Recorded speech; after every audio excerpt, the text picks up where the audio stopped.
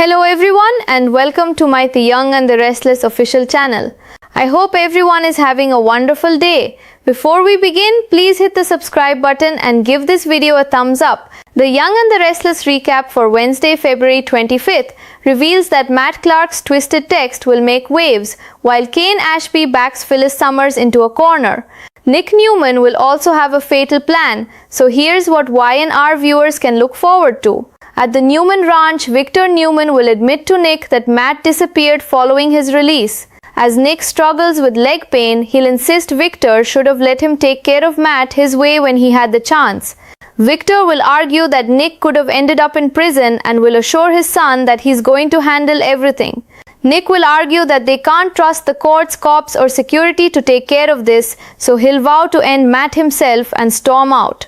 Afterward, Nicky Newman will fret to Victor about Nick's pain meds not working and worry about this vengeful Matt road he's headed down to. Although Nicky will hear from Victoria Newman and think Nick needs to go with her to Milan, Victor will disagree and insist his own Kane Ashby plan is going to work. On Kane's train, Devon Winters will demand answers about missing Lily Winters and the twins, but Kane won't be able to divulge much since it could put them in more danger. Devon will explode once he realizes Lily, Matty Ashby and Charlie Ashby have been kidnapped because of Kane, so he'll promise to rain hell down on Kane if they get hurt. At Crimson Lights, Sharon Newman will try to shrink Phyllis by playing up their friendship and acting like she understands Phyllis's Newman motives. However, Sharon will also think Phyllis knows stealing the company was wrong deep down and will suggest they should work together on a solution. Once Nick arrives, he'll blast Phyllis once again. Phyllis will make it known that she's not relinquishing Newman Enterprises, so Nick will rant about how the Newmans are going to crush her. Sharon will scold Nick after Phyllis leaves, since she'll think she was actually getting through to Phyllis. Nick will scoff at that idea and point out they have bigger issues to worry about since Matt's case was thrown out. Sharon will reel over Matt walking free, but Nick will insist he's going to put his ass in the ground. Although Matt always managed to come after them before, Nick will act like things are different this time since Matt is now the target. At the Park Cafe, Sienna Bacall will sneak up behind Noah and put her hands over his eyes. Noah will insist he'd know that perfume anywhere and will share a kiss with Sienna as they reunite. Sienna will admit she started missing Noah the moment he left, so she decided to move to Genoa City.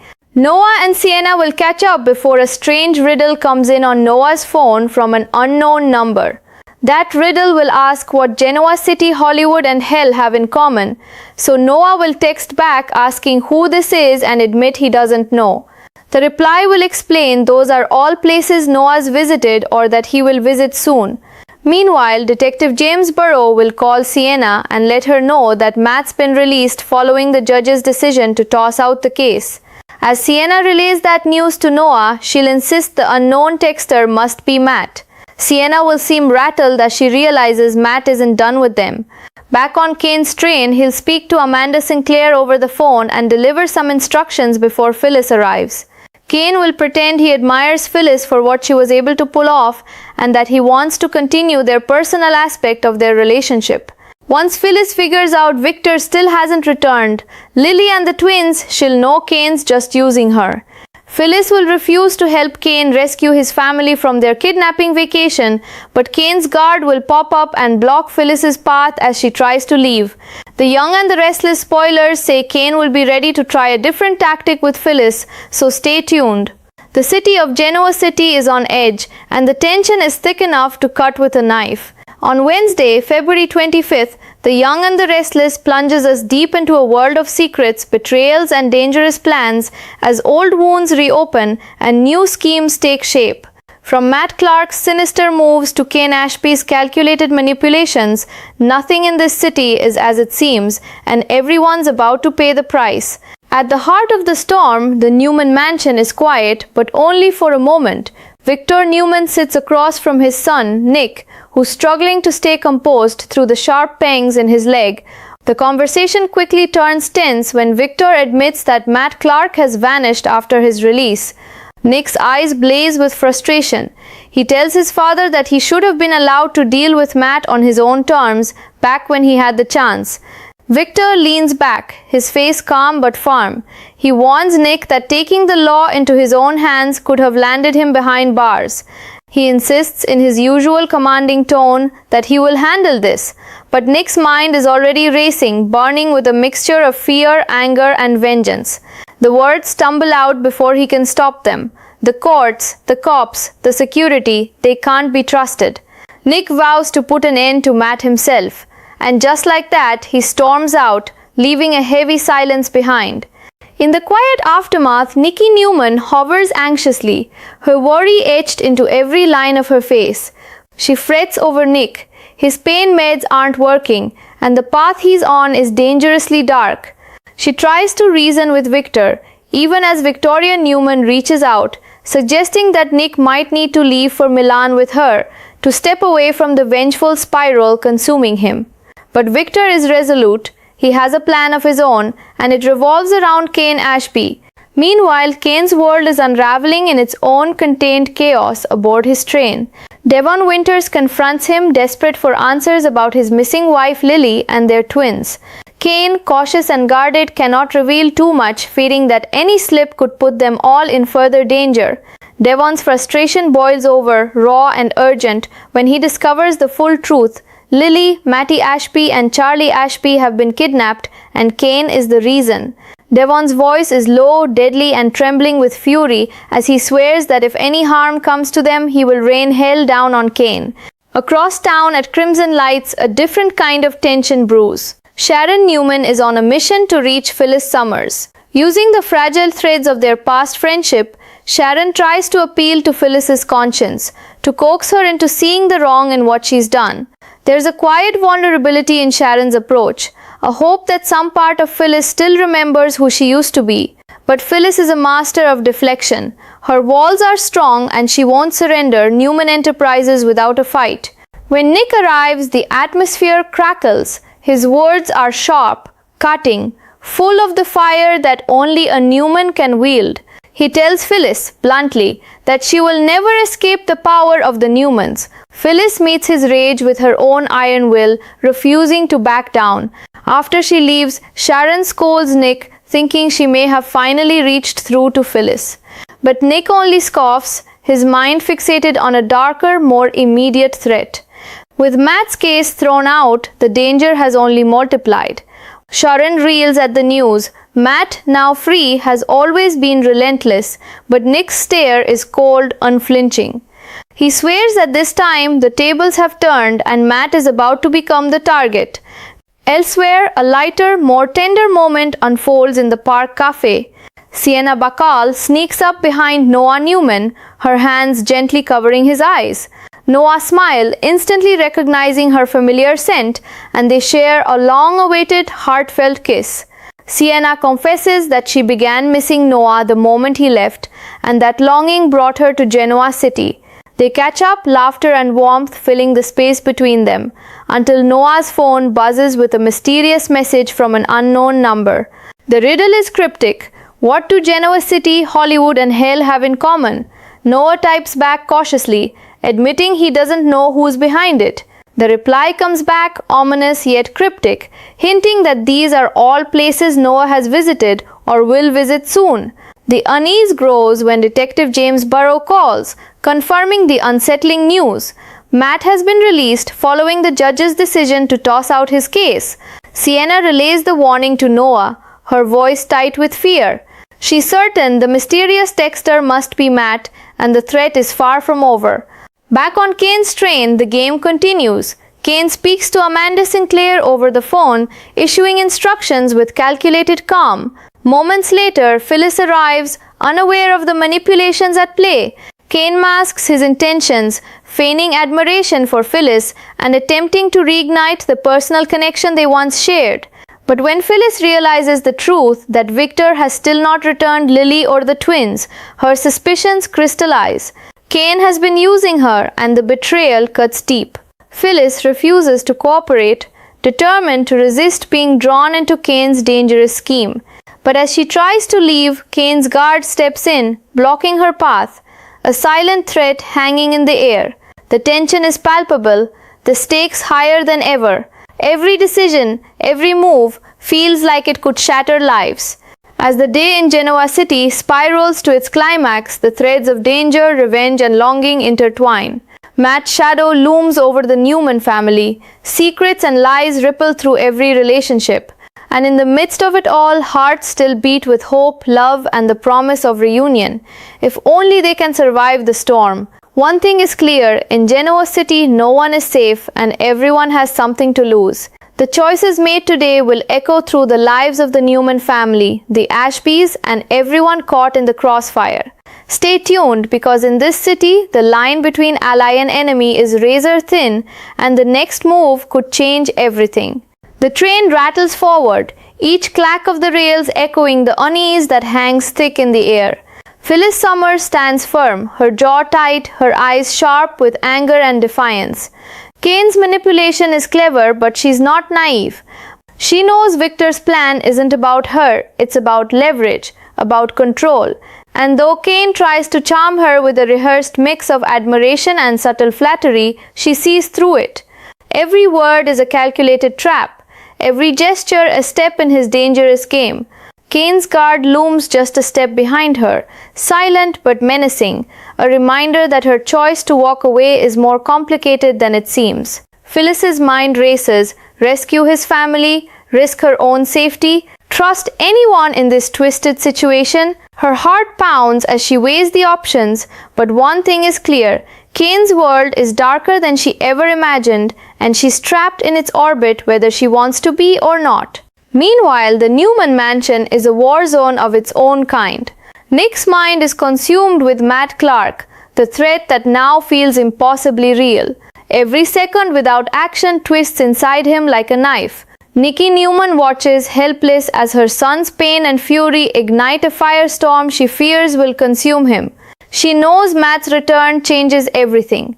Nick isn't just chasing revenge, he's hurt, he's cornered, and he's about to make a choice that could alter the course of all their lives. Victor, ever the strategist, moves through this chaos like a general on a battlefield. He knows every move, every counter, every potential fallout, but even he can feel the storm gathering. He reassures Nikki, insisting that his Kane-Ashby plan will work, but inside the tension is almost palpable. The kind of tension that whispers, control is an illusion. At Crimson Lights, the atmosphere is thick with unresolved conflict. Sharon Newman watches Phyllis leave, a flicker of hope in her eyes that she may have reached through to her old friend. But hope is fragile and Sharon knows it. Nick's presence has reminded them both that the real danger isn't persuasion, it's survival. Matt is out there free and more dangerous than ever.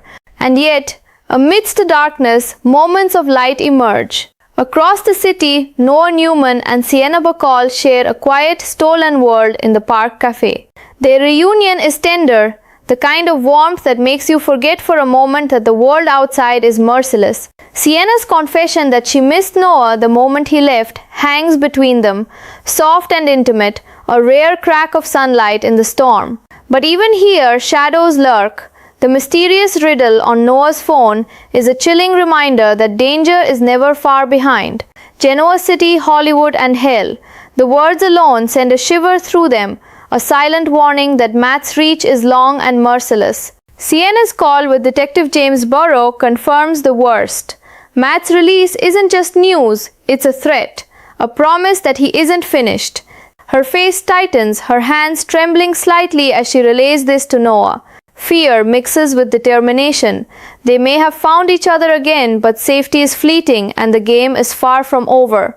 Back on the train, Kane's mind is a web of calculation. He speaks to Amanda Sinclair, giving instructions that could mean the difference between life and death. When Phyllis arrives, Kane's charm masks his intentions, but Phyllis senses the danger. She realizes that her role in Kane's plan is just a piece in a larger puzzle, a puzzle where loyalty is optional and deception is mandatory. The tension escalates as Kane's guard subtly shifts, cutting off escape routes, enforcing boundaries. Phyllis steps back, her pulse racing. Each moment is charged, cinematic in its intensity, as if the entire train has become a stage for confrontation. The stakes couldn't be higher. One wrong move, and the fragile lives of Lily, Matty, and Charlie could be shattered. Meanwhile, Nick's obsession with Matt intensifies. The fire in his eyes isn't just anger, it's a mix of fear, pain, and unyielding determination. He knows Matt's history, he knows he's ruthless, unrelenting, and willing to destroy anyone in his path. And yet Nick feels an unfamiliar edge of control. This time, the tables are turning and Nick is ready to strike. Every thought, every step, every heartbeat is a countdown to the inevitable confrontation. Across the city, the unseen hand of fate moves quietly. Messages ping, secrets whisper, choices are made in shadowed rooms, and Genoa City waits, breath held, for the collision that is coming. Because in this city, no one can outrun their past, no one is untouchable, and no plan is safe. From the Newman Mansion to Crimson Lights, from the Park Cafe to Kane's train, every character is on a precipice. Loyalties will be tested, hearts will be broken, and as the shadows of revenge, love, and betrayal collide, one thing becomes terrifyingly clear. In Genoa City, survival is never guaranteed. The question now isn't who will win, but who will survive. Night falls over Genoa City, but the darkness outside only mirrors the storm inside. At the Newman Mansion, Nick Newman paces like a coiled spring, each step echoing the weight of the rage and fear tangled in his chest. The memory of Matt Clark's crimes, the manipulation, the violence, the betrayal, clings to him like a shadow he can't shake. This isn't the same Matt who once lurked at the edges of their lives. This Matt is free, unrestrained, and hungrier than ever. Nick's fingers tighten around the armrest of his chair as he speaks aloud, a private vow no one else hears. I'm putting his ass in the ground. This time it ends with me. There's a cold precision in his tone, a chilling determination that frightens even Nikki Newman, who watches helplessly from the doorway. Her maternal instinct battles against the knowledge that Nick's pain and now vengeance is driving him to a dangerous edge. Every word she utters, every plea she makes, seems to collide against a brick wall of fury and obsession. Victor Newman, ever the patriarch, is moving through his own storm of strategy. His Kane Ashby plan is risky, maybe too risky, but it's all he has to keep a handle on a situation that could spiral entirely out of control. Victor is calculated, unflinching, yet there's a tension in his posture that betrays a rare crack in his armor. He knows Matt is clever, he knows Nick is relentless, and he knows that Genoa City is about to witness a collision of forces no one can fully predict. Meanwhile, aboard Kane's train, tension hums like electricity in the air. Phyllis Summers is trapped in a carefully orchestrated cage, a pawn in a game that's much larger than her own ambitions. Kane's demeanor is calm, almost flattering, but there's steel beneath the charm. Every word he speaks is layered with manipulation, every pause a test. Phyllis senses it instantly. Victor hasn't returned, Lily and the twins, and Kane is playing on her desire to help, her need to feel useful, and her innate curiosity. Phyllis tries to resist, tries to assert control, but Kane's guard subtly shifts, positioning himself in the shadow of every exit. The train's gentle rocking feels almost ironic, a stark contrast to the violent undercurrent pulsing between them. Her heart races, her mind spins with anger, fear, and suspicion. Every second feels stretched, cinematic in its tension, as the silent threat of danger looms over every choice she could make. Back at Crimson Lights, Sharon Newman is left with a bitter taste of frustration. Watching Phyllis walk away, she feels the sting of unfulfilled hope. She tried to connect, to reason, to reach through the layers of ambition and self-interest that define Phyllis. But the fragile bridge between them collapses in the wake of Nick's arrival and Matt's looming threat. The cafe, usually a haven for conversation and connection, now feels charged, as though it holds its breath along with Sharon, fearing what comes next. Amidst all this chaos, a brief respite of warmth flickers in the Park Cafe, where Noah Newman and Sienna Bacall reunite. Their embrace is tender, a temporary oasis in the storm of threats and schemes surrounding them. Sienna's confession that she missed Noah the moment he left hangs between them, raw and vulnerable, a momentary antidote to the tension that dominates every other corner of the city. They catch up, share laughter, and allow themselves a fleeting sense of normalcy. But normalcy is fragile in Genoa City, and the fragility is shattered when Noah's phone buzzes. A cryptic riddle from an unknown number appears. What do Genoa City, Hollywood, and hell have in common? The words feel like a threat, a riddle that's more than a puzzle, it's a warning. Sienna's voice trembles as she relays news from Detective James Burrow. Matt has been released. The realization hits them both. Matt is free, and the shadow he casts isn't just over the Newmans, it's creeping into every corner of their lives. The narrative thread weaves back to Kane, who makes another call to Amanda Sinclair, issuing careful, precise instructions for what's to come. Phyllis arrives soon after, unaware of the full scope of Kane's plan. Kane masks his true intentions behind feigned admiration and charm, attempting to manipulate Phyllis into assisting with a rescue effort that is anything but straightforward. But Phyllis sees the truth. Kane is using her, exploiting her instincts, and the betrayal stings like ice. As she tries to leave, Kane's guard subtly steps into her path. The tension is suffocating. The clatter of the train seems to amplify each heartbeat, each choice, each whispered threat.